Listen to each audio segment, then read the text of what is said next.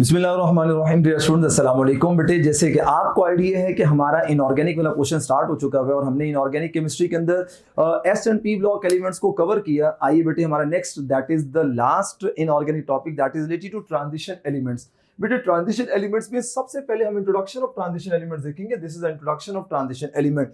बेटे, इंट्रोडक्शन के अंदर क्या है कि कहते हैं जी ट्रांजिशन एलिमेंट्स कौन से होते हैं? ऐसे एलिमेंट्स होते हैं जिनके पास पार्शियली फिल्ड डी और एफ सबशेल होता है।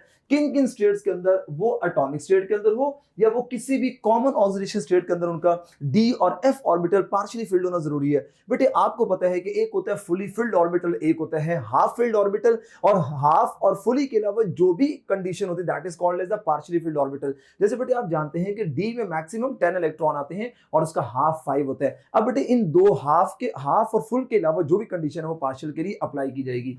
अच्छा, आपको पता है बेटे ये centre of the periodic table में होते हैं between S and P block elements, और इनको ये S and P block elements के बिटवीन होते हैं और इनकी प्रॉपर्टीज भी इन बिटवीन होती हैं। S and P block elements के इन बिटवीन इनकी प्रॉपर्टीज पाई जाती हैं। जैसे आप जानते हैं कि हमारे जो एस ब्लॉक एलिमेंट्स हैं वो बहुत ज्यादा इलेक्ट्रोपॉजिटिव होते हैं, लाइक उनकी इलेक्ट्रोनेगेटिविटी कम होती है, यूं कह सकते हैं हम, उनकी इलेक्ट्रोनेगेटिविटी कम होती है। और हमारे पी ब्लॉक वाले जो होते हैं उनकी इलेक्ट्रोनेगेटिविटी ज्यादा होती है। So they lie in between these two, intermediate of electronegativity, अब यूं भी कह सकते हैं। अच्छा, ये कहां से स्टार्ट होते हैं? ये 3 to 12 स्टार्ट होते हैं ऑफ द पीरियोडिक टेबल। बेटे आप ये देख सकते हैं, मैंने आपके सामने पीरियोडिक टेबल खोल लिया है और ये सारे का सारे, ये ग्रुप नंबर 1 है, ये ग्रुप नंबर 2 है आपके पास। बेटे इसी तरीके से ये 3, ये 4, 5, 6, 7, 8, 9, 10, 11 और ये 12 और ये 13, 14, 15, 16, 17 और ये 18। और आपको आइडिया है कि ये हमने अपने S and P block elements के अंदर भी सीखा था कि न्यू पीरियोडिक टेबल की ये नंबरिंग ऐसे है और कुछ हम रोमन लेटर्स के अंदर करते हैं जिसमें हमने सब ग्रुप ए और सब ग्रुप बी बनाया होता है।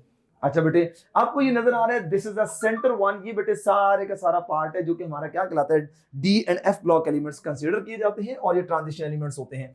बेटे क्या है, इनकी प्रॉपर्टीज इन बिटवीन होती है। बेटे कौन सी प्रॉपर्टी? जैसे मैंने आपकी छोटी सी एग्जांपल दी कि हमारे एस ब्लॉक के एलिमेंट्स होते हैं वो लेस इलेक्ट्रोनेगेटिव या पी ब्लॉक के ज्यादा है, तो इन बिटवीन जो होगा दैट इज इनकी इलेक्ट्रोनेगेटिविटी होगी। बेटे एफ ब्लॉक एलिमेंट्स में दो सीरीज होती है, एक लेंथेनाइड सीरीज होती है। लेंथेनाइड सीरीज को specifically we are called rare earth elements या रेयर अर्थ मेटल्स। बेटे इसका मतलब ये नहीं कि अर्थ क्रस्ट के अंदर पाए जाते हैं, मतलब इनकी एक्सट्रैक्शन बहुत मुश्किल होती है। कुछ तो ये अर्थ क्रस्ट के अंदर पाए जाते हैं लेकिन कुछ की एक्सट्रैक्शन बहुत टफ होती है, बहुत डिफिकल्ट होती है, जिसकी वजह से we are called it rare earth elements कहते हैं उनको। बेटे ये ट्रांजिशन वर्ड जो है इंडिकेट करता है gradual change in property from highly reactive metal to the less reactive metal across the period. But ये ट्रांजिशन वर्ड की बात बता रहे हैं। जैसे आपको पता है कि हमारे अल्कली मेटल बहुत जल्दी से इलेक्ट्रॉन को लॉस करते हैं, लिहाजा वो बहुत ज्यादा रिएक्टिव होते हैं, जबकि हमारे ये जल्दी से इलेक्ट्रॉन को लॉस नहीं करते। इसका मतलब इनकी रिएक्टिविटी इसके कंपैरिजन में क्या हो जाएगी, थोड़ी सी वेरी कर रही होगी।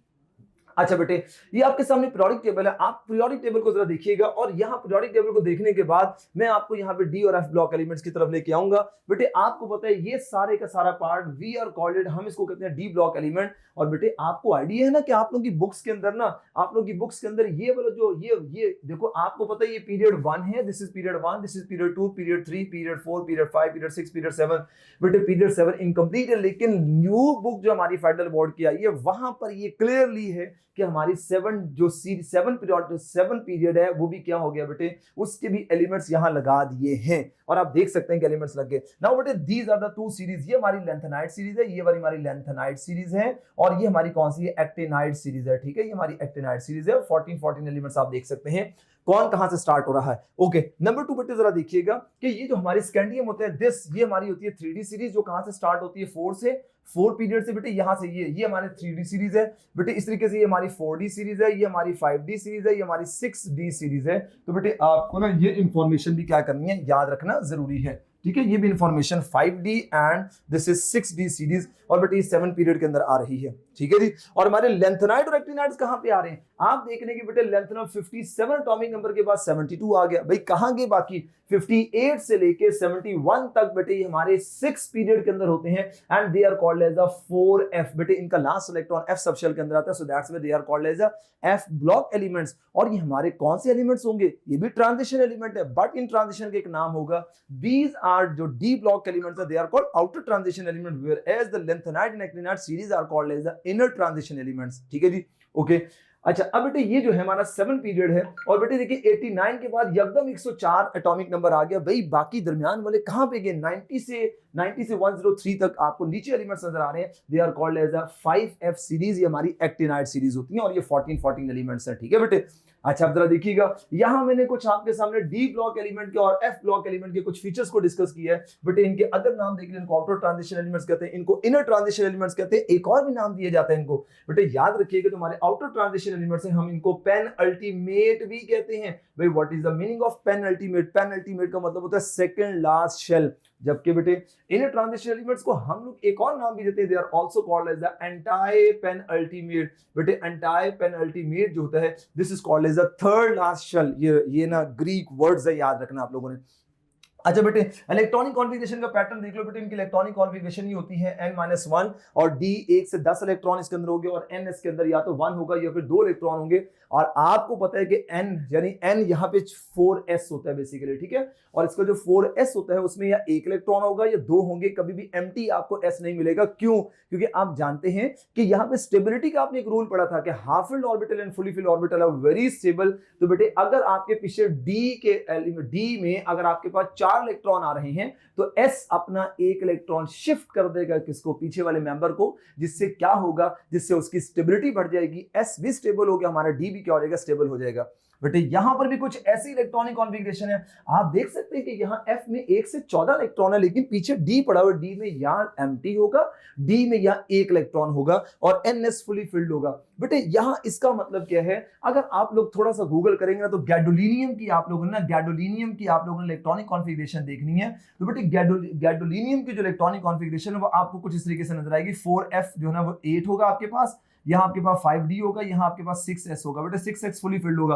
अब क्या होगा? इसने अपनी स्टेबिलिटी को अचीव करना है, तो बेटे ये 4f जो है ना, 4f अपना 1 इलेक्ट्रॉन क्या करेगा? d को दे देगा। लिहाजा जिससे क्या होगा? इसकी स्टेबिलिटी ज्यादा होगी। क्यों? क्योंकि 4f हाफ हो चुका हुआ है, 14 का हाफ 7 होता है, लिहाजा इसकी स्टेबिलिटी बढ़ गई। तो ये ख्याल करना है कि यहाँ d में 0 तब होगा जब इसका मतलब है पीछे वाला जो हमारा 4f है वो इलेक्ट्रॉन नहीं देना चाह रहा है, अपनी स्टेबिलिटी उसकी ज्यादा है। लाइक अगर यहाँ 4f7 होता, तो फिर आपको पता है कि यहाँ पे s5d के अंदर 0 इलेक्ट्रॉन होते, कोई भी इलेक्ट्रॉन नहीं होता। अब इसने अगर 1 इलेक्ट्रॉन पीछे d को दिया, इट मींस दैट कि यहाँ पर स्टेबिलिटी को बढ़ाया गया, इसलिए या तो 0 या तो 1 इलेक्ट्रॉन होगा। बेटे 3d 4d 5d 6d series में पीछे बता चुका हूँ, ये 4f और 5f होता है। बेटे ये टोटल नंबर ऑफ एलिमेंट्स 40 हैं, आप देख सकते हैं। नाउ बेटे यहां से लेके आप गिनना स्टार्ट करें, 10 10 और ये 10 आप लोग कर लें। These are called as the 40 हमारे transition elements, outer transition elements हैं, और बेटे हमारे 28 इनर ट्रांजिशन एलिमेंट्स हैं। और इसमें बेटे हमने कुछ नॉन टिपिकल और टिपिकल के बारे में पढ़ना है। बेटे आप जानते हैं कि आप लोगों ने अभी आगे टिपिकल और नॉन टिपिकल एलिमेंट्स पढ़ने हैं। बेटे यहीं पे देख लीजिएगा, ये हमारा ग्रुप नंबर 3b, जिसे आप लोग पुरानी जो बच्चे हमारे पुरानी बुक वाले बच्चे हैं उसका आपको तो 3b, और यहां पर हमारा बेटे जो ग्रुप नंबर 2b है, ये इन दोनों को we are called as the non typical transition element. यानी इसका मतलब है हमारे ये भी नॉन टिपिकल ट्रांजिशन एलिमेंट्स हैं, और हमारे ये भी नॉन टिपिकल ट्रांजिशन एलिमेंट्स हैं, जिनकी एक्चुअल प्रॉपर्टीज इनकी तरह नहीं होती। क्यों नहीं होती? क्योंकि इनके यहाँ एटॉमिक या आयनिक फॉर्म के अंदर जो है वो d ऑर्बिटल या f ऑर्बिटल पार्शियली फिल्ड नहीं होगा, या तो फुली फिल्ड होता है या फिर एम्प्टी होता है। जैसे बेटे आपको याद है कि आप लोगों ने स्कैंडियम +3 पढ़ा होता है। इन दिस केस जो हमारा 3d है दैट इज 0, और 4s के अंदर 2 इलेक्ट्रॉन होते हैं। इफ d इज एम्प्टी, इसका मतलब यह है कि अब ये हमारा स्कैंडियम जो है वो जो टिपिकल ट्रांजिशन एलिमेंट्स के अंदर नहीं रखा जाएगा, स्पेसिफिकली इसको जब आप देखते हैं, ठीक है। अच्छा, अब बेटे ये जो हमारा, अगर आप जिंक की बात करते हो, जिंक की most stable oxidation state Zn+2 होती है, और in this case d fully filled होता है, और 4s जो है ना इसका वो 0 होता है। बेटे अगर d फुली फिल्ड है तो हम उसको भी टिपिकल ट्रांजिशन एलिमेंट नहीं कहते, क्योंकि टिपिकल ट्रांजिशन एलिमेंट होने के लिए हमारे पास पार्शियली फिल्ड d ऑर्बिटल को होना जरूरी है। ओके बेटे, ये भी आप लोगों को बात का आइडिया हो गया। अब बेटे यहां पर वो कहता है हमारे 8 नॉन टिपिकल ट्रांजिशन एलिमेंट्स और हमारे 32 टिपिकल ट्रांजिशन एलिमेंट्स हैं। बेटे आप देख सकते हैं कि बेटे 4 यहां से और 4 यहां से, 8 हमारे नॉन टिपिकल ट्रांजिशन एलिमेंट्स हो गए, और बाकी हमारे 32 आ जाएंगे। और बेटे यहाँ पे लेंथेनाइड कहां पे प्रेजेंट है? 40। ये तो लेंथेनाइड और एक्टिनाइड्स का आपको पता है कितने कितने हैं। ले बेटे यहां पर मैंने वही वाली बात कि 4d सीरीज 5d सीरीज किस पीरियड से स्टार्ट होती है, क्या मैं आपको पीछे बता के आ चुका हूं? यस, मैं आपको आगे पीछे बता के आ चुका हूं।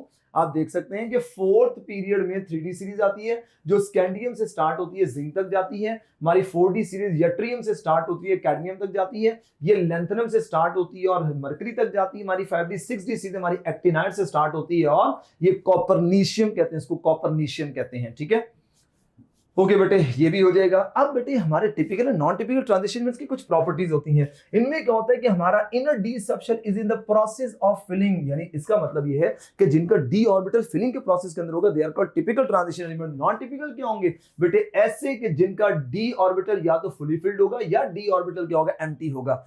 अच्छा बेटे याद रखिएगा, जिनका डी ऑर्बिटल फिलिंग के प्रोसेस के अंदर होता है इसका मतलब है they possess a variable oxidation state. वो वेरिएबल ऑक्सीडेशन स्टेट शो करते हैं। मैं भी आपको ऑक्सीडेशन स्टेट में आगे आके बताऊंगा कि why they show the variable oxidation state, because आप थोड़ा सा तो जानते हैं कि 4s और 3d ऑर्बिटल्स के दरमियान एनर्जी गैप बहुत कम होता है। बहुत कम एनर्जी होने की वजह से ये इलेक्ट्रॉन ऊपर नीचे क्या कर सकते हैं? मूव कर सकते हैं। बेटे ये जिनके डी ऑर्बिटल फिलिंग के प्रोसेस के अंदर होते हैं इसका मतलब ये है कि वहां पे अनपेड इलेक्ट्रॉन तो होगा, और जो अनपेड इलेक्ट्रॉन होते हैं वो क्या शो करते हैं? पैरामैग्नेटिज्म। पैरामैग्नेटिज्म क्या होता है? जो मैग्नेटिक फील्ड को रिस्पॉन्स करते हैं, मैग्नेटिक फील्ड की तरफ अट्रैक्ट होते हैं, यानी मैग्नेट की तरफ अट्रैक्ट होते हैं, they are called as a paramagnetic. और बेटे पैरामैग्नेटिज्म शो करने के लिए किस चीज की जरूरत होती है? नंबर ऑफ अनपेड इलेक्ट्रॉन की जरूरत होती है। इसी तरीके से बेटे ये हमारे कलर्ड कंपाउंड होंगे, आप इनके कलर बनते हैं, और इसी वजह से टिपिकल और नॉन टिपिकल को आप लोग डिस्टिंग्विश कर सकते हो। जो हमारे टिपिकल, जो हमारे नॉन टिपिकल होते हैं बेटे, ये हमारे व्हाइट कलर के सॉलिड्स होते हैं। अब बेटे ये डायमैग्नेटिक है क्योंकि डी इसमें फुली फिल्ड होता है और डी के अंदर कोई इलेक्ट्रॉन नहीं होगा तो वो मैग्नेटिज्म का प्रोसेस नहीं शो करेगा। इनकी ऑक्सीडेशन स्टेट फिक्स होती है। जैसे बेटे आपको पता है कि स्कैंडियम हमारा +3 हो गया और जिंक हमारा क्या शो कर रहा है? +2 oxidation state, fix oxidation state show कर रहा होता है। बेटे इनका मेल्टिंग पॉइंट ज्यादा होता है क्योंकि इनके पास ज्यादा इलेक्ट्रॉन होंगे। ज्यादा अनपेड इलेक्ट्रॉन होने से ज्यादा मेटालिक बॉन्ड की स्ट्रेंथ बढ़ जाती है। ओके, ये हार्ड और स्ट्रांग होते हैं। ये कैटलिस्ट के तौर पे एक्ट करते हैं या एक्टिवेटर होते हैं जो कैटलिस्ट की एक्टिविटी को बढ़ाते हैं। और ये बेटे हमारे मोस्टली ये कंपाउंड्स क्या बनाते हैं? कॉम्प्लेक्स बनाते हैं। इनका मेल्टिंग पॉइंट लो होता है क्योंकि इनके मेटालिक बॉन्ड की स्ट्रेंथ वीक होती है। कोई इनके पास बॉन्ड बनाने के लिए अनपेड इलेक्ट्रॉन अवेलेबल नहीं होते। ये लेस हार्ड होते हैं। ये इनकी कैटालिटिक प्रॉपर्टीज नहीं होती। आप जिंक को कभी अकेला कैटलिस्ट नहीं देखे, आप जिंक को हमेशा जिंक क्लोराइड की फॉर्म के अंदर कैटलिस्ट के तौर पर देख रहे होते हो। ठीक है, तो हम इसको बहुत कम कैटलिस्ट के तौर पे यूज करते हैं। जैसे जिंक डस्ट आप यूज करते हैं, लेकिन इनका यूज बहुत कम होता है। स्कैंडियम आपको कहीं कैटलिस्ट के तौर पे भी नजर नहीं आएगा। बेटे ये कॉम्प्लेक्सेस भी नहीं बनाते हैं। अच्छा बेटे, ये कुछ आपके सामने इलेक्ट्रॉनिक कॉन्फ़िगरेशन का आपको स्ट्रक्चर नजर आ रहा होगा। इलेक्ट्रॉनिक कॉन्फ़िगरेशन क्या होती है कि बेटे ये आपको ना, हम लोगों ने, अब हमारा जो पूरा फोकस होगा that is only on the 3D series. बेटे ये 3D सीरीज का स्कैंडियम से लेके मैंने जिंक तक आपके सामने इलेक्ट्रॉनिक कॉन्फ़िगरेशन, उनके elements and with their atomic number, और बेटे इनकी इलेक्ट्रॉनिक कॉन्फ़िगरेशन मैंने आपके सामने लिख दी। आप देख सकते हैं कि देखो बेटे इसका आसान तरीका करके, यहां तक पीछे तक हमारे पास 18 इलेक्ट्रॉन होते हैं ना, 18 इलेक्ट्रॉन टोटल होते हैं आर्गोन के। अब उसके बाद ना आपके पास D और 4s होगा। तो D में और 4s में आप पहले जब भी इलेक्ट्रॉन की फिलिंग करोगे तो बेटे फिलिंग के लिए क्या करना है? आप देखें D में आपने 1 इलेक्ट्रॉन और 4s फुली फिल्ड है, यानी 4s देखो आपका फुली फिल्ड है और 4s के अंदर 2 इलेक्ट्रॉन आएंगे, और D में क्या आएगा? 1 इलेक्ट्रॉन आएगा, 21 है। फिर आप 22 है तो बेटे कैसे करोगे? 4s कंप्लीटली फिर D में 2 इलेक्ट्रॉन लगाओगे। यानी ये जो आपके पास ये जो नंबर है ना, ये आप लोग किसके अंदर लगाते जाओगे? D में लगाते जाओगे, इनको फिल करते जाओगे। ठीक है, अच्छा अब बेटे यहां पे आप देख सकते हैं कि D में किसके पास कितने अनपेड है। आप ये देखेंगे बेटे जब आप स्कैंडियम से आप क्या आ रहे हैं? आप मैंगनीज तक आ रहे हैं तो अनपेड इलेक्ट्रॉन बढ़ रहे हैं। Then after that unpaired electron कम होना शुरू होगी और क्या होना स्टार्ट होगी? पेयरिंग होना स्टार्ट होगी। और यहां पे भी आप देख सकते हैं कि 4 कहां पे हमारा अनपेड है और कहां पे पेयर्ड है। अब बेटे यहां पे एक इंफॉर्मेशन याद रखनी है आप लोगों ने। अगर एग्जामिनर आपसे कहे कि भाई मुझे बताएं एम शेल में टोटल इलेक्ट्रॉन कितने हैं, इस किसी के एम शेल के इलेक्ट्रॉन कितने हैं, तो बेटे हम एम शेल के इलेक्ट्रॉन कैसे बताएंगे? उसको बताने के लिए आपने 8 में क्या कर देना है? 8 में आपने प्लस करने हैं किसके? डी इलेक्ट्रॉन्स को 8 में प्लस करना है, डी इलेक्ट्रॉन्स को। ठीक है, ये एम शेल के इलेक्ट्रॉन निकालने का तरीका बता रहा हूं। आपको पता है बेटे कि हमारा एक होता है के शेल, एक एल और एक एम। हम अपने हमारे फर्स्ट शेल को हम लोग कहते हैं के शेल, और बेटे शेल नंबर 2 को एल शेल, और हम से थर्ड शेल को एम शेल कहते हैं, और फोर्थ शेल को हम लोग एन शेल कहते हैं। ठीक है, अच्छा बेटे अब यहां पे क्या होगा? अगर मैं किसी की इलेक्ट्रॉनिक कॉन्फ़िगरेशन कर लूं तो मुझे समझाना आसान हो जाएगा। 1s2 2s2 और ये आ जाएगा 2p6 3s2 और 3s2 3p6 और ये 4s2 और 3d, और ये आपके पास आ जाएगा 1 आ जाएगा, ठीक है। तो देखो S पहले फील्ड है, बाद में D में आपने इलेक्ट्रॉन लगाने, जो मैंने पीछे बात बताई आपको। अच्छा बेटे यहाँ पे आप देखो, ये आपका ना, ये आपका K शेल है और ये दोनों आपके L शेल है, ये और ये आपके कौन से शेल है, M शेल है, ये आपका कौन सा शेल है, N शेल है, ठीक है। अब देखो 8 जो मैंने लगाया, इसका मतलब S और P 8 है और D के एक इलेक्ट्रॉन ऐड करते जाओ आप लोग। देखो बेटे अगर मैंने बताना स्कैंडियम के M शेल में कितने इलेक्ट्रॉन होंगे तो मैं कैसे बताऊंगा, इसके सामने में लिखूंगा 8 प्लस बेटे डी में कितने इलेक्ट्रॉन है 1, आप कहेंगे सर 9 हो गए इसके एमशेल में। इसके एमशेल में कितने इलेक्ट्रॉन है, आप कहेंगे सर 8 में कितने ऐड कर दो, 2 ऐड कर दो। मैंने क्या, ये लो बच्चों 2 मैंने ऐड कर दिए। अब मैं कहूंगा जी इसके कितने एमशेल में इलेक्ट्रॉन है, तो आप कहेंगे सर 8 में ना आप 3 ऐड कर ले। मैं उम्मीद करता हूं कि आप ये सारा सर्कल कंप्लीट कर लोगे। एग्जामिनर आपसे जो है वो एम शेल के इलेक्ट्रॉन, अगर आपसे एन शेल के इलेक्ट्रॉन, एन कौन सा होगा 4s वाले को हम लोग एन कहेंगे, आप एन के इलेक्ट्रॉन भी बता सकते हैं। आई होप सो कि पॉइंट क्लियर हो गया होगा। बेटे यहां पे आपसे बहुत सारी चीजें पूछी जा सकती है, कौन से ऐसे पेयर हैं कि जिनके पास same number of unpaired electron है। योर आंसर इज सर कि यहां पर क्रोमियम एंड मैंगनीज ऐसे पेयर हैं जिनके पास डी ऑर्बिटल के अंदर सेम अनपेयर्ड इलेक्ट्रॉन है, या आप ये बता सकते हैं। इसके अलावा बेटे यहां पर आप ये भी बता सकते हैं कि कौन से ऐसे जिनके पास सारे पेयर्ड इलेक्ट्रॉन है। तो बेटे हमारे पास ये देख सकते हैं कॉपर और जिंक के जो डी ऑर्बिटल हैं वो क्या है, वो फुली फिल्ड हैं, आप ये भी बता सकते हैं। बेटे कौन से ऐसे एलिमेंट हैं कि जिनके आप ये देखें कि S में एक एक अनपेयर्ड इलेक्ट्रॉन है, तो आप वो भी बता सकते हो। बेटे आप कहोगे क्रोमियम और कॉपर के अंदर एक एक अनपेयर्ड इलेक्ट्रॉन है, राइट। तो इस तरीके से मल्टीपल क्वेश्चंस आपसे पूछे जा सकते हैं। बेटे आपको पता है, आप लोगों ने एक ऑफ बाउ प्रिंसिपल पढ़ा होता है, ऑफ बाउ रूल पढ़ा होता है। ऑफ बाउ प्रिंसिपल क्या होता है कि इलेक्ट्रॉन ऑफ बाउ के मुताबिक ये होता है कि इलेक्ट्रॉन पहले लोएस्ट एनर्जी में फिल होते हैं, बाद में वो हाईएस्ट में जाते हैं। अब यहां पर क्या होता है, मैं जिसको हाईलाइट कर रहा हूं बेटे, कॉपर और क्रोमियम की अगर बात की जाए तो इसमें क्या है, उन्होंने 4s लो एनर्जी को छेड़ के उसका इलेक्ट्रॉन कहां चला गया, हाई एनर्जी में चला गया। ये रूल के अगेंस्ट बात होगी। रूल क्या था कि इलेक्ट्रॉन पहले लो में हो फिर बाद में हाई में जाए, राइट। अब वो क्या है कि वो इलेक्ट्रॉन यहां आना था, ये 3d9 होता है, 4s2 होना था, लेकिन उसका इलेक्ट्रॉन लो एनर्जी को छोड़ के कहां चला गया, हाई में चला गया, जो कि वायोलेशन ऑफ बाउ प्रिंसिपल। मैंने बेटे ऐसी इंफॉर्मेशन आपके सामने एक लगाई हुई है, ये ने बेटे मैंने सारी की सारी वायोलेशन आपके लिए ढूंढ के लगा दी कि कौन कौन से ऐसे एलिमेंट है that shows the violation of बाउ प्रिंसिपल। मैंने with logic with electronic configuration सारी बात लगा दी है। हम एक्सपेक्ट ये कर रहे थे, एक्चुअली ये इलेक्ट्रॉनिक कॉन्फ़िगरेशन है बेटे, आप इन सब को देख सकते हैं और मैंने सारे रीजन भी लगा दिए कि बेटे इसका रीजन क्या हो सकता है। मेरे ख्याल है इसमें मुझे कुछ भी बताने की जरूरत नहीं है। हाँ, मुझे तब बताने की जरूरत पड़ती जब मैंने ये चीजें ना लिखी होती। मैंने वो सारी इंफॉर्मेशन लिख दी है। और बेटे एक बात आपको बता दूं, ये सिल्वर वाला इलेक्ट्रॉनिक कॉन्फ़िगरेशन से रिलेटेड जो है ना वो एमडी कैट के पास पेपर में क्वेश्चन पूछा गया है, तो बेटे मैंने उससे रिलेटेड बाकी और भी एलिमेंट्स के आपके सामने काम कर दिया। ओके, रीजन भी बता दिए आपको। अच्छा बेटे आइए जी, binding energy and melting and boiling point. और बेटे यही जो बाइंडिंग एनर्जी है, हम इसको क्या कहते हैं, इसका दूसरा नाम होता है terminal lattice energy for metallic solids. हम इनको ना ये भी कह सकते हैं, नॉर्मली आपको पता है कि लैटिस एनर्जी क्या होती है। आप जानते हैं कि किसी भी आयनिक सॉलिड को ब्रेक डाउन करने के लिए, उसके आयंस में लाने के लिए जो एनर्जी एब्जॉर्ब होती है that is called as a lattice energy. इसी तरीके से बेटे ये जो हमारे मेटालिक सॉलिड्स होते हैं, ये आपस में एटम्स बहुत स्ट्रांगली बाइंड हुए होते हैं, इनको एनर्जी दी जाती है, जो ये जो एनर्जी एब्जॉर्ब करके सेपरेट होते हैं, that energy is called as a binding energy, right.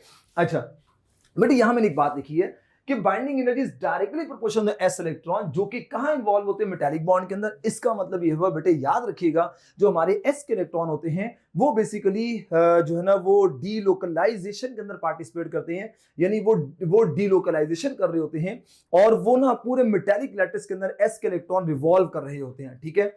जिसकी वजह से कौन सा बॉन्ड बनता है, मेटालिक बॉन्ड बनता है, यानी एक एटम का दूसरे एटम के साथ क्या बनेगा, मेटालिक बॉन्ड बनेगा। अच्छा बेटे आपको पता है मेटालिक बॉन्ड के अंदर क्या होता है कि आपके पास ना कैटाइन होते हैं और फ्री इलेक्ट्रॉन होते हैं, इनके दरमियान जो अट्रैक्शन होती है that is called as a metallic bond, cation और इलेक्ट्रॉन के दरमियान। तो बेटे 4s के इलेक्ट्रॉन ना ये पूरे इंटायर जो लैटिस होता है उसके अंदर ये डीलोकलाइज होते हैं, जिसकी वजह से मेटालिक बॉन्ड की स्ट्रेंथ क्या होती है, ज्यादा होती है।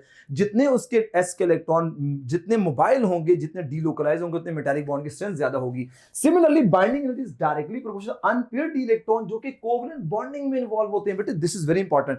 देखें एस के साथ साथ आपको पता है कि हमने पढ़ा था कि कोवलेंट बॉन्ड में भी आयोनिक कैरेक्टर होता है, यहां मेटालिक बॉन्ड में भी कोवलेंट कैरेक्टर होता है, क्योंकि मेटालिक बॉन्ड इज अ सब टाइप ऑफ कोवलेंट बॉन्ड। क्यों सब टाइप है? उसकी वजह यह है कि बेटा डी ऑर्बिटल जो इनके हाफ फील्ड डी ऑर्बिटल होते हैं ना, तो एक एटम का डी ऑर्बिटल दूसरे एटम के डी ऑर्बिटल से आपस में ओवरलैप कर जाते हैं, उसके नतीजे में मेटालिक बॉन्ड की स्ट्रेंथ बढ़ जाती है, जिसमें मेटालिक बॉन्ड के साथ साथ एक कोवलेंट कैरेक्टर भी आ जाता है, जिससे मेटालिक बॉन्ड क्या हो जाता है, और ज्यादा स्ट्रॉन्गर हो जाता है। तो ये हमारी क्या कहलाती है? Binding energy. अच्छा बेटे दूसरी बात सुन लीजिएगा। अब बेटे जो बाइंडिंग एनर्जी ना, बाइंडिंग एनर्जी हम ये कहते हैं it is inversely proportional to the stability, यानी कि ये वाली बात कहते हैं complete substance indicates atom is already stable, it will release less energy for binding. बेटे जो कंप्लीटली सब्शल होंगे, जिनके फुली फिल्ड ऑर्बिटल है, वो क्यों एक दूसरे के साथ बाइंड होंगे? वो एक दूसरे के साथ बाइंड नहीं करेंगे, राइट? वो फोर्स डेवलप नहीं करेंगे, राइट, अपने दूसरी मेटल एटम के साथ। That's why binding energy of such atom is less than other. जैसे बेटे ये सारे के सारे वो एलिमेंट है जिनकी बाइंडिंग एनर्जी क्या होती है? लो होती है, बिकॉज ऑफ द स्टेबिलिटी किस लिहाज से? बोले fully filled and half filled orbital के लिहाज से। जो हमारे फुली फिल्ड ऑर्बिटल होते हैं, जो हमारे हाफ फिल्ड ऑर्बिटल होते हैं, they are very very stable. तो जो स्टेबल होगा उसकी बाइंडिंग एनर्जी क्या होगी? कम होगी। आइए बेटे इस बात को अंडरस्टैंड करने के लिए मैं आपको पीछे लेके जाता हूं। जरा आप ये देखिएगा, मुझे यहां ये बताओ कि भाई कौन से ऑर्बिटल ऐसे हैं यहां पे जो स्टेबल हैं? आप कहेंगे सर जब आप यहां से यूं आ रहे हैं ना, यहां से यहां तक, तो आप देखिए नंबर ऑफ अनपेयर्ड इलेक्ट्रॉन बढ़ रहे हैं। जितने नंबर ऑफ अनपेयर्ड इलेक्ट्रॉन ज्यादा होंगे, हाफ फिल्ड ऑर्बिटल उतने ज्यादा, और उतनी बाइंडिंग एनर्जी क्या हो जाएगी? कम हो जाएगी, राइट? अच्छा इसके बाद बेटे आप ये देखो, तो यहां पे ये सारे के सारे वो हैं जहां पे पेयरिंग होना स्टार्ट हो गई है। इसका मतलब यह है बेटे मेरे पास ना तीन ऐसे एलिमेंट हैं, ये 1 2 3, ये तीन ऐसे एलिमेंट हैं जिनके पास हाफ फिल्ड या फुली फिल्ड ऑर्बिटल वाला कॉन्सेप्ट नहीं है, लेकिन इसके नीचे सारे के सारे हाफ फिल्ड और फुली फिल्ड सबशेल मौजूद हैं। बेटे इन तीनों के अंदर क्या होगा? ये तीनों ही अनस्टेबल हैं। अब इन तीनों में से किसकी बाइंडिंग एनर्जी ज्यादा होगी? ये तीनों अनस्टेबल हैं। तो पहले मैं रिलेशन लिख लेता हूं, तो मैं ये लिखूंगा it directly proportional to the unpaired electron. अब जितने अनस्टेबल होंगे उनमें से किसकी बाइंडिंग एनर्जी ज्यादा होगी? जिसके पास नंबर ऑफ अनपेयर्ड इलेक्ट्रॉन ज्यादा होंगे। आप ये देखिए कि यहां पे बेटे इन तीनों में से 1 2 3 एलिमेंट्स में से बेटे अनपेयर्ड सबसे ज्यादा किसके पास है? वेनेडियम के पास अनपेयर्ड इलेक्ट्रॉन ज्यादा है। सो लिहाजा vanadium has maximum binding energy. I hope so कि बेटे ये पॉइंट क्लियर हो गया होगा। ठीक है जी। अच्छा अब बेटे ये देखिएगा कुछ इंफॉर्मेशन वाली बातें यहां पे मैंने लिखा है, because atom is already more stable due to half filled subshell, it release less energy when forming metallic bond with other atom. तो उनकी बाइंडिंग एनर्जी क्या होगी? कम बाइंडिंग एनर्जी होगी। जैसे आप लोग कहते हैं ना कि हमारा वो कंपाउंड जिसकी लैटिस एनर्जी कम होती है, उसके मेटालिक बॉन्ड की स्ट्रेंथ भी कम होती है, वो लेस एनर्जी रिलीज करता है। सिमिलरली यहां पर मेटालिक बॉन्ड्स भी ऐसे ही होते हैं कि जब आप एटम्स को सेपरेट कर रहे होते हो तो भाई उसमें क्या होता है कि जब वो बहुत ज्यादा स्टेबल होंगे, उनके ऑर्बिटल फुली फिल्ड होंगे, हाफ फिल्ड होंगे, तो वो आपस में अच्छे तरीके से एक दूसरे के साथ बाइंड नहीं होते, तो लेस एनर्जी क्या होगी? हमें देना पड़ेगी उनको सेपरेट करने के लिए। जस्ट लाइक अ मरकरी आपको पता है बेटे वो लिक्विड फेज के अंदर होती है। मरकरी अपने इलेक्ट्रॉन दूसरे मरकरी एटम के साथ शेयरिंग नहीं करता, क्योंकि मरकरी का साइज बड़ा होने की वजह से। आप लोगों ने एक इफेक्ट पढ़ा होगा, that is called relativistic effect कहते हैं। रिलेटिविस्टिक इफेक्ट क्या होता है कि भाई जो आपके पास कोर इलेक्ट्रॉन होते हैं ना, कोर इलेक्ट्रॉन, उनको न्यूक्लियस अपनी तरफ तेजी से अट्रैक्ट कर लेता है, जिससे वो इलेक्ट्रॉन बड़ी तेजी से मूव करते हैं और न्यूक्लियस की तरफ अट्रैक्ट होते हैं। जिससे क्या होगा? उनका जो 6s के इलेक्ट्रॉन होंगे, मरकरी के 6s इलेक्ट्रॉन, वो डीलोकलाइज नहीं होगा, वो किसी के साथ बॉन्ड बनाने के लिए तैयार ही नहीं है। अगर वो तैयार ही नहीं है तो बिकॉज ऑफ रिलेटिविस्टिक इफेक्ट हमारा mercury exist in the liquid phase exist करेगा, उसमें बहुत एक एटम की दूसरे एटम के साथ बहुत वीक इंटरमॉलिक्यूलर फोर्सेज होंगी। ठीक है बेटे। अच्छा अब बेटे कुछ मैंने एलिमेंट्स बताए हैं कि बेटे वेनेडियम की highest binding energy 3d series के अंदर, टंगस्टन की 5d सीरीज के अंदर है, और बेटे सबसे लोएस्ट जिंक की lowest binding energy 3d series के अंदर, मैंगनीज की of all typical transition element, आप लोगों ने टिपिकल ट्रांजिशन एलिमेंट पढ़े हैं, उसमें मैंगनीज की बाइंडिंग एनर्जी सबसे कम है। ये बेटे इसकी क्या वजह है? आखिर इसकी भी तो कोई वजह होगी। तो बेटे याद रखिएगा जो मैंगनीज है वो हाफ फिल्ड है, उसकी स्टेबिलिटी ज्यादा है। जो हाफ फिल्ड ऑर्बिटल होते हैं वो कभी भी नहीं चाहेंगे कि मैं अपने जो है ना हाफ फिल्ड ऑर्बिटल को दूसरे एटम के साथ क्या करूं? ओवरलैप करवाऊं या पार्टिसिपेट करवाऊं। तो बेटे because of stable electronic configuration it has lowest binding energy. ठीक है बेटे। तो ये कुछ आपके सामने ग्राफ और ये कॉन्सेप्ट आपके सामने मैंने सारे का सारा पेस्ट कर दिया। आइए बेटे इसी तरीके से मेल्टिंग एंड बॉइलिंग पॉइंट देखते हैं। बेटे याद रखिएगा जो मेल्टिंग एंड बॉइलिंग पॉइंट होते हैं they are also directly proportional to the binding energy. Melting and boiling point आप देख सकते हैं कि बेटे जो आपके पास ट्रेंड था ना, किसका जो ट्रेंड था आपके पास बाइंडिंग एनर्जी का, वही ट्रेंड आपके पास मेल्टिंग पॉइंट का है। आप देख सकते हैं कि मैंगनीज का मेल्टिंग पॉइंट भी कम है। बेटे अंडरस्टूड है कि इसका मेल्टिंग पॉइंट क्यों कम होगा, इसलिए कि इसके एटम आपस में नहीं जो है ना वो जुड़ना चाह रहे, बाइंड नहीं होना चाह रहे। अगर वो आपस में बाइंड नहीं होना चाह रहे तो बेटे इसका मतलब ये है कि उनके दरमियान जो है ना वो फोर्स ऑफ अट्रैक्शन भी क्या होगी, उनके दरमियान बड़ी वीक फोर्स ऑफ अट्रैक्शन होगी। वो बहुत लेस एनर्जी के साथ बाइंड हुए होंगे, वो जल्दी सेपरेट हो जाएंगे। अगर वो जल्दी सेपरेट हो जाते हैं इट मींस दैट कि if they have a low melting point, आप उनको आसानी से क्या कर सकते हो, सेपरेट कर सकते हो, यानी कि वो आपस में बहुत लूजली बाइंड हुए हैं। ठीक है जी। अच्छा अब बेटे यहां पर अगर आप देखें मैंने दो आपके सामने एक्सेप्शंस लिखी हैं, दिस इज वेरी इंपॉर्टेंट। एक मैंने लिखा कि in melting point 1b and 2b decreases down the group ना। अब देखो बेटे होना तो ये चाहिए था कि कॉपर के बाद सिल्वर आता, देन आफ्टर सिल्वर के बाद हमारे पास क्या होता, हमारे पास गोल्ड आता। लेकिन आप ये देखें कि कॉपर के बाद गोल्ड आ गया then silver, what would be the reason behind. बेटे याद रखिएगा यहाँ एक छोटी सी एक्सेप्शन है कि बेटे गोल्ड जो होता है ना, गोल्ड का साइज बड़ा होने की वजह से इसका अपने वैलेंस इलेक्ट्रॉन पे ना, इसके जो वैलेंस इलेक्ट्रॉन है वही रिलेटिविस्टिक इफेक्ट, वो उसमें क्या होता है कि वो इलेक्ट्रॉन क्या करते हैं, वो न्यूक्लियस की तरफ अट्रैक्ट हो जाते हैं, जिससे क्या हो जाता है एटम थोड़ा सा कॉन्ट्रैक्ट हो जाता है। जब कॉन्ट्रैक्ट हो जाते हैं तो 60 वाला एटम उससे आसानी से इलेक्ट्रॉन शेयर करके और वो एक मेटालिक लैटिस बनाना स्टार्ट करते हैं। जबकि सिल्वर में नो डाउट सिल्वर भी अच्छे मेटल लैटिस बनाता है, लेकिन because of the relativistic effect के वैलेंस इलेक्ट्रॉन पर न्यूक्लियस की ज्यादा अट्रैक्शन से एटम कॉन्ट्रैक्ट हो गया और साथ वाले एटम, क्योंकि छोटे एटम जो होते हैं they are very closely packed, जो बड़े साइज के एटम होते हैं वो क्लोजली पैक्ड नहीं होते, so that's why the melting point is going to be decrease. इसी तरीके से बेटे ये एक छोटी, ये बात बिल्कुल ठीक है कि top to bottom zinc, cadmium और मरकरी में मेल्टिंग पॉइंट डिक्रीज करता है। और मरकरी की वजह मैं आपको बता चुका हूं कि मरकरी का मेल्टिंग पॉइंट क्यों कम होता है, सेम कॉन्सेप्ट रिलेटिविस्टिक इफेक्ट होता है, लेकिन यहां पर ज्यादा कॉन्ट्रैक्शन जो है ना वो नहीं होती, इसके अपने 6s के इलेक्ट्रॉन वो नहीं पार्टिसिपेट करते बाहर किसी के साथ जो है ना मेटालिक बॉन्ड बनाने में। इसी तरीके से बेटे now the next topic that is related to oxidation state and what is oxidation state. बेटे उससे रिलेटेड मैंने कुछ पॉइंट्स आपके सामने लिखे हैं, आप इन पॉइंट्स को देख सकते हैं। नाउ ट्रांजिशन एलिमेंट जो होते हैं they exhibit variable oxidation state. भाई why they exhibit a variable oxidation state, what would be the reason behind. Reason is के because of the small energy difference between ns and n-d। अगर आप 3D series को study कर रहे हैं so it means that ns is a 4s whereas n-d is a 3d, so they have very close in energy, ये बहुत close होते हैं। दोनों ही के क्या करते हैं, बॉन्डिंग में पार्टिसिपेट करते हैं। एक बॉन्डिंग में पार्टिसिपेट करता है मेटालिक बॉन्ड बनाता है, एक कौन सा बनाता है कोवलेंट बॉन्ड की फॉर्मेशन में पार्टिसिपेट करता है। अच्छा बेटे इनकी कॉमन ऑक्सीडेशन स्टेट कितनी है, वो है हमारे पास +2 है, और ये नॉर्मली किस वजह से होती है, 4s के इलेक्ट्रॉन जो है ना लूज करने की वजह से।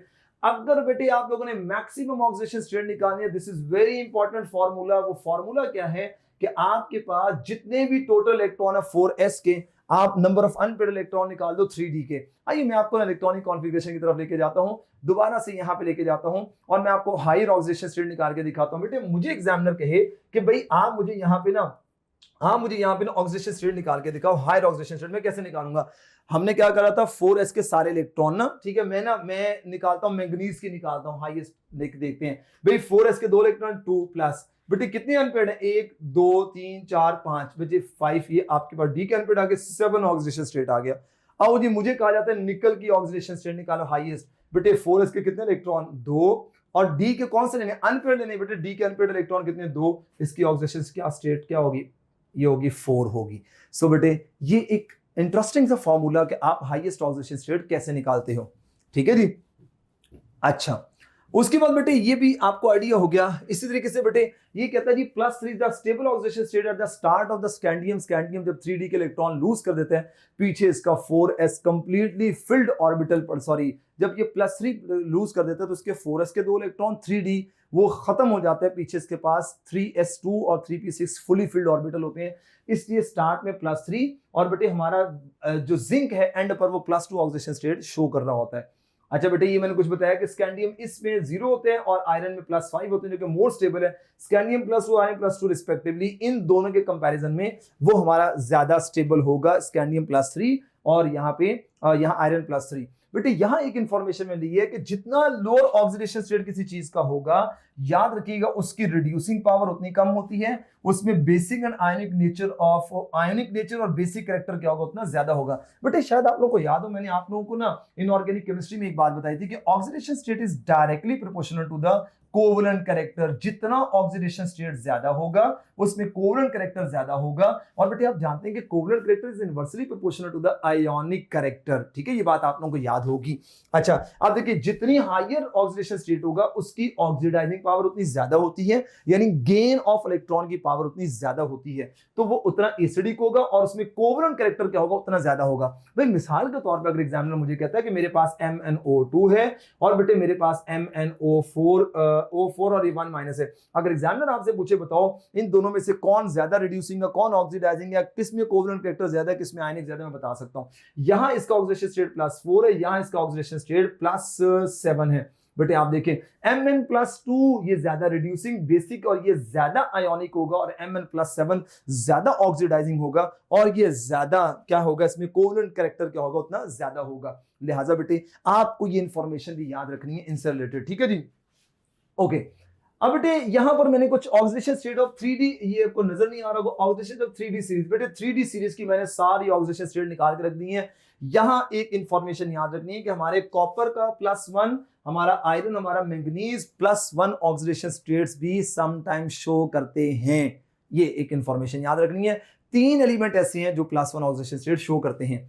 अच्छा बेटे यहां पर एक इंफॉर्मेशन और आप लोगों को देनी थी यहां पे, यस यहां पे नहीं लगाई मैंने, चलो मैं आगे देखता हूं, आगे शायद हो। बस मैंने यहां पे ये बताना था कि आपको 3D सीरीज के अंदर बेटे किसकी ऑक्सीडेशन स्टेट सबसे ज्यादा है, और बेटे 3D सीरीज के बाद 4D 5D और 6D सीरीज के अंदर आप लोगों ने ऑक्सीडेशन स्टेट जो है वो याद रखनी, किस किस की ऑक्सीडेशन स्टेट ज्यादा है, किस किस की कम है। तो बट ये इंफॉर्मेशन याद रखिए, 3D सीरीज के अंदर जो मैंगनीज होता है ये +7 ऑक्सीडेशन स्टेट हमें शो कर रहा होता है। सिमिलरली अगर मैं 4D सीरीज की बात करूं तो रोडियम और ल्यूथीनियम एक एलिमेंट है, ये दोनों +8 ऑक्सीडेशन स्टेट शो करते हैं, दोनों +8 ऑक्सीडेशन स्टेट शो करते हैं। 5D सीरीज के अंदर आई थिंक सो कि प्लैटिनम होता है जो कि क्या शो करता है, +8 ऑक्सीडेशन स्टेट शो करते हैं। और आप लोगों ने एक नॉन मेटल जीनॉन पढ़ा होगा, बेटे जीनॉन भी क्या करते हैं, वो +8 ऑक्सीडेशन स्टेट शो करता है, लेकिन हमें उसको बताने की जरूरत नहीं है। आइए बेटे कैटालिटिक एक्टिव और ट्रांजिशन एलिमेंट्स। बेटे कैटालिटिक एक्टिविटी और ट्रांजिशन एलिमेंट्स क्यों ये कैटालिटिक एक्टिविटी शो करते हैं, metal act as a catalyst because they have, इनके पास वेकेंट ऑर्बिटल होता है, वेकेंट डी ऑर्बिटल होता है, यानी इनके डी ऑर्बिटल में एम्प्टी ऑर्बिटल भी होता है, डी सबशेल जो होता है उसमें एम्प्टी ऑर्बिटल पड़ा होता है, वो उसकी वजह से ये क्या करते हैं, ये कैटालिटिक एक्टिविटी शो करते हैं। ये variable oxidation state, this is very important point, कि ये वेरिएबल ऑक्सीडेशन स्टेट की वजह से क्या करता है, कैटालिटिक एक्टिविटी शो करते हैं। भाई मैं ये बेस्ट पॉइंट है, मैं पहले इस बात को एक्सप्लेन करता हूं। इस बात को एक्सप्लेन करने के लिए बेटे मैं आपके सामने ना एक इक्वेशन पे आया हूं, ये मैंने एफटीबी की न्यू बुक से इंफॉर्मेशन ली है, आप देख सकते हैं ये एक इक्वेशन है। बेटे इस इक्वेशन में ये कैसे बना, मैं आपको ना वेरिएबल ऑक्सीडेशन स्टेट की बात बताने लगा हूं कि कैसे अपना हमारा कैटलिस्ट अपनी ऑक्सीडेशन स्टेट चेंज करके और दूसरे रिएक्टेंट्स को सपोर्ट करता है। देखिएगा बेटे यहां आयरन +3 की फॉर्म में है, और बेटे इसने देखो 2 रिएक्टेंट है, इस रिएक्टेंट को इसने क्या किया, अच्छा मैं इसको यूं लिख देता हूं ताकि आपको आसान हो जाए,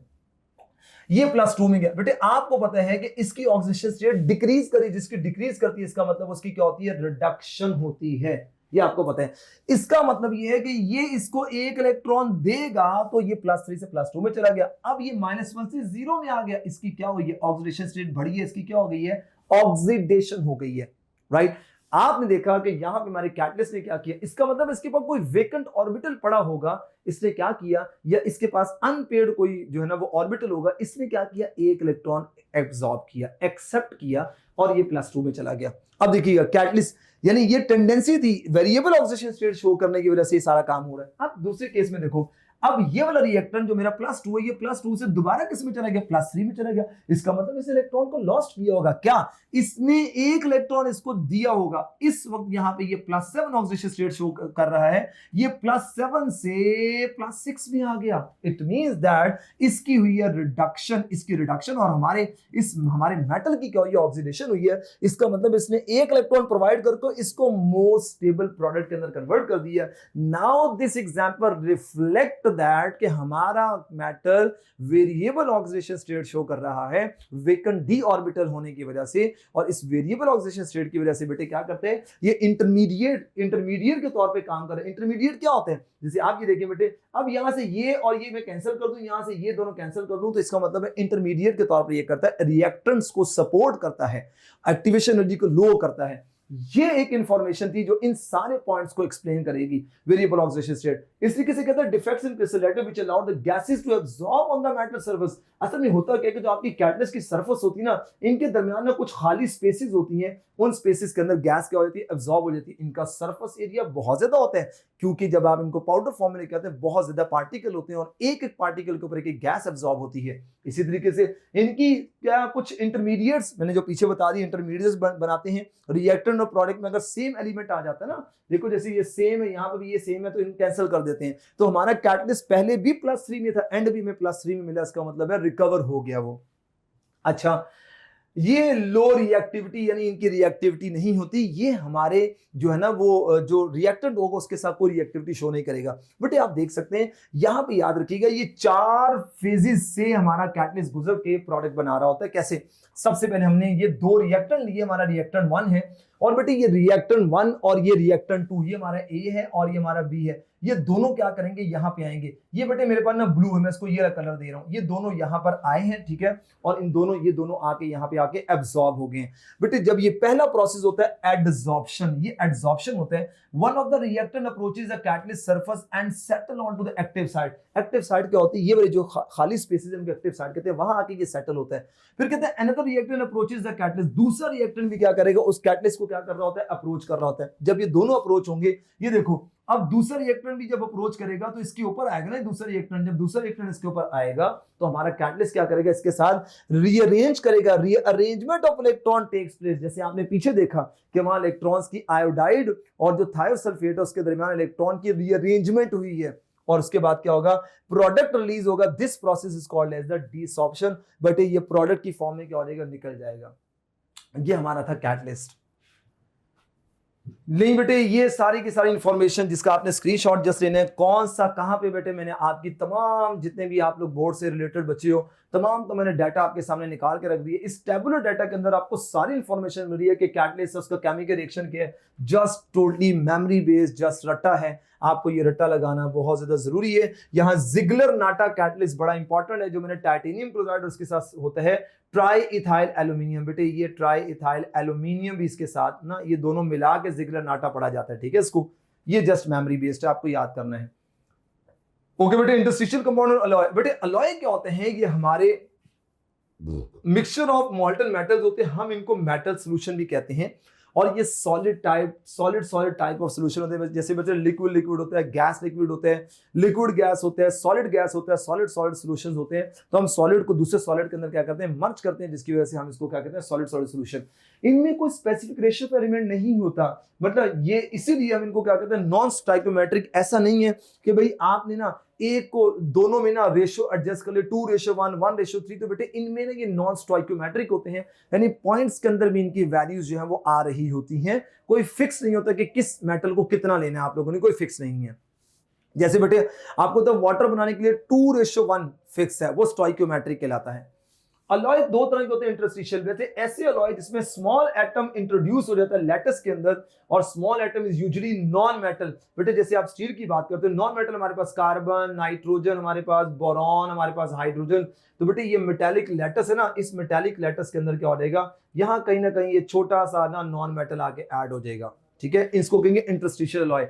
जबकि बेटे हमारे सब्स्टिट्यूशन अलॉय में क्या होता है कि इक्विवेलेंट साइज का मेटल रिप्लेस करेगा दूसरे मेटल को उसके लैटिस के अंदर। तो बेटे ये याद रखिएगा, जैसे ये मैं ना ये सारे के सारे मैंने कॉपर लगा दिए, ठीक है, ये मैंने सारे के सारे कॉपर लगा दिए, और ये मैंने यहाँ पे ना जिंक उसकी सेम साइज का ना मेटल मैंने लगा दिया। बेटे ये सपोज कर लें कॉपर है, ये है मेरे पास जिंक है, तो सिमिलर साइज के जो मेटल होते हैं वो दूसरे को अपने लैटिस में रिप्लेस करते हैं, हम उनको क्या कहते हैं, सब्स्टिट्यूशनल अलॉय कहते हैं। और इसकी एग्जांपल ब्रास, जैसे आप पीतल कहते हैं, ब्रॉन्ज कांसी जिसे कहते हैं, उनकी मैंने कॉम्पोजिशन लिखी है। बेटे इसके लिए ये भी सारा आपको याद रखना है, इसमें मैं कुछ नहीं आपको बता सकता, कोई कॉन्सेप्चुअल पॉइंट यहाँ पे नहीं है, जस्ट उसका यूज है। और देखिए मैंने ये बाकी यहाँ इंफॉर्मेशन में लिखी होगी कि बीटीबी से ये इंफॉर्मेशन है, एसटीबी बीटीबी से इंफॉर्मेशन है, गोल्ड की क्या कॉम्पोजिशन होती है, गोल्ड में कौन सी चीज कितनी होती है, और ये सारी की सारी बातें आपके सामने। नाउ बेटे magnetic property of magnetic activity, बेटे मैग्नेटिज्म क्या होते हैं कि ऐसा सब्सटेंस जो मैग्नेटिक प्रॉपर्टी शो करते हैं, मैग्नेटिक प्रॉपर्टी मे बिहेव एज, कि जो हमारा सब्सटेंस होता है मैग्नेटिक प्रॉपर्टी। बेटे सबसे पहले हमारा एटम जो मैग्नेटिक प्रॉपर्टी क्यों शो करते हैं, आपको पता है बेटे एक इलेक्ट्रॉन की अगर बात की जाए तो एक इलेक्ट्रॉन दो तरह का मोशन कर रहा होता है। देखिएगा जरा, दिस इज न्यूक्लियस एंड बेटे दिस इज इलेक्ट्रॉन। एक इलेक्ट्रॉन ये यू घूम रहा है न्यूक्लियस के अराउंड, अगर ये न्यूक्लियस के अराउंड घूम रहे हैं तो ये सर्कुलर मोशन कर रहे हैं।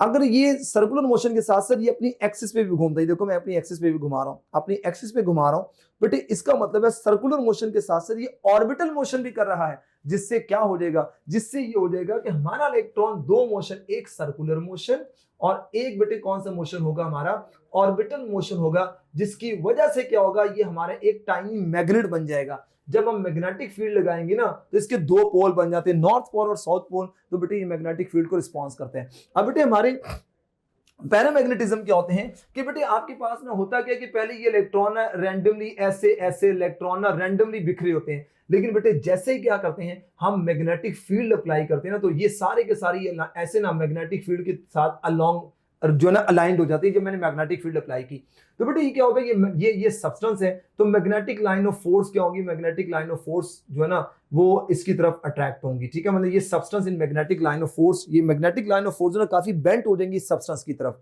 यानी अट्रैक्शन हो रही है। और बेटे एक होता है डायमैग्नेटिज्म। डायमैग्नेटिज्म क्या होता है कि बेटे जैसे आपके पास क्या है ना, ये सारे के सारे इलेक्ट्रॉन हैं, आपने मैग्नेटिक फील्ड अप्लाई की, लेकिन बेटे इन्होंने क्या किया, मैग्नेटिक फील्ड के अलोंग अपने आप को अरेंज नहीं किया, तो ये जिससे क्या होगा, जिससे ये substance magnetic line of force से क्या हो जाएगा, मैग्नेटिक लाइन ऑफ फोर्स इस सब्सटेंस से रिपेल होंगी, इसकी तरफ अट्रैक्ट नहीं होंगी।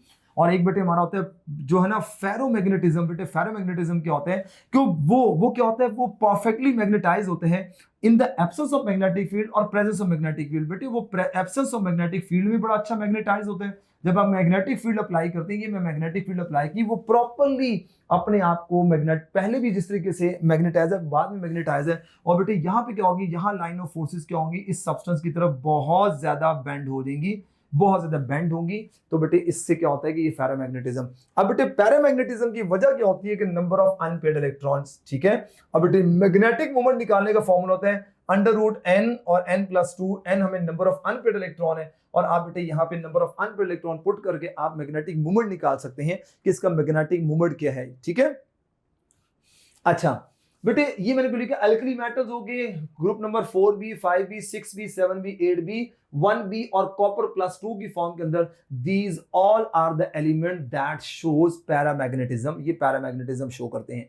डायमैग्नेटिज्म बेटे जिनके पास जिनका मैग्नेटिक मोमेंट 0 होगा, सारे इलेक्ट्रॉन पेयर्स होंगे, सोडियम +1 पोटेशियम +1, ग्रुप 2 के एलिमेंट्स, ग्रुप 2b के 3b के, ये सारे के सारे copper +1 silver +1, these all are the element that shows the, बेटे क्या शो करते हैं, वो डायमैग्नेटिज्म शो कर रहे होते हैं। और बेटे इसी तरीके से अगर मैं आपके साथ फेरोमैग्नेटिज्म बताऊं तो हमारे पास फेरोमैग्नेटिज्म में कौन कौन आ जाएगा, फेरोमैग्नेटिज्म जो शो करते हैं, यानी जो परमानेंटली मैग्नेटाइज रहते हैं, वो आयरन, कोबाल्ट और निकल, ही हमारे फेरोमैग्नेटिज्म शो करते हैं। बेटे ये मैंने यहाँ कुछ इंफॉर्मेशन देने की कोशिश की है कि इन दोनों में से कौन, बेटे ये इसके पास अनपेयर्ड इलेक्ट्रॉन ज्यादा है, इसके पास 5 अनपेयर्ड इलेक्ट्रॉन, इसके पास 4 अनपेयर्ड इलेक्ट्रॉन है, ये ज्यादा पैरामैग्नेटिज्म है, मोर पैरामैग्नेटिक है। ठीक है, उसके कंपैरिजन में ये मोर पैरामैग्नेटिक है। ठीक है बेटे याद रखिएगा, ऑक्सीडेशन स्टेट जब निकालते हैं तो पहले s के इलेक्ट्रॉन रिमूव करते हैं, बाद में d के आप इलेक्ट्रॉन निकालते हो। ठीक है, यहां पर इन दोनों में बेटे इसके पास 5 अनपेयर्ड इलेक्ट्रॉन है और इसके पास 4 अनपेयर्ड इलेक्ट्रॉन है, ये ज्यादा पैरामैग्नेटिज्म है। इन दोनों का मैग्नेटिक बिहेवियर एक ज्यादा है क्योंकि दोनों के पास 5 अनपेयर्ड इलेक्ट्रॉन है। ये सारे के सारे मेरे पास क्या है, डायमैग्नेटिक। लो बेटे एमसीक्यू, ट्रांजिशन एलिमेंट कंपाउंड और commonly use as a catalyst. क्यों कैटलिस्ट के तौर पे यूज करते हैं, because of the variable oxidation state. This is important, पीछे बता चुका हूं। Why do transition में फॉर्म alloys are easily, इसलिए बनाते हैं because of the similar atomic size। and बच्चों this is all about this chapter। I hope so कि बेटे आपको चीजें क्लियर होगी। अल्लाह हाफिज।